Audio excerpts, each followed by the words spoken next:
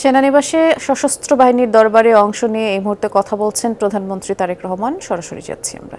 এবং বেসামরিক জনগণ আমরা সবাই মিলে যুদ্ধ করে বাংলাদেশের স্বাধীনতা অর্জন করেছিলাম।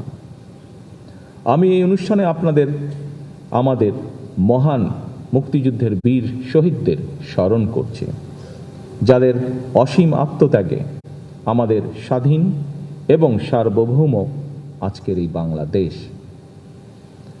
দেশের স্বাধীনতা অর্জনের পরও বিভিন্ন সময় দেশের স্বার্থ বিরোধী তৎপরতা মোকাবেলা কিংবা বিদেশের মাটিতে দেশ এবং দেশের সশস্ত্র বাহিনীর গৌরব এবং মর্যাদা সমুন্নত রাখতে গিয়ে সশস্ত্র বাহিনীর যারা জীবন দিয়েছেন, যার মধ্যে পার্বত্য চট্টগ্রামে 217 জন এবং জাতিসংঘ শান্তিরক্ষা মিশনে গিয়ে এ পর্যন্ত 151 জন জীবন উৎসর্গ করেছেন, অনেকে হয়েছেন আহত।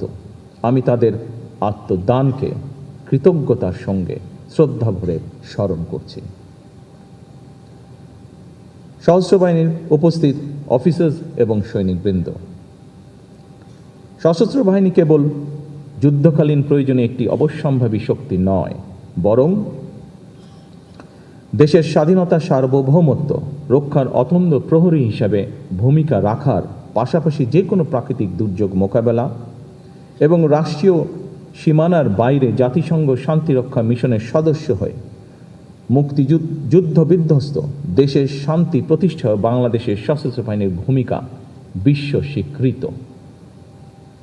1971 সালে দেশের স্বাধীনতা অর্জনের যুদ্ধ, 1975 সালে 7ই নভেম্বরের সিপাহী জনতার ঐতিহাসিক বিপ্লব কিংবা 90-এর স্বৈরাচার বিরোধী আন্দোলনে সশস্ত্র বাহিনীর ভূমিকা দেশের স্বাধীনতা প্রিয় জনগণের কাছে ছিল অনুপ্রেরণার উৎস।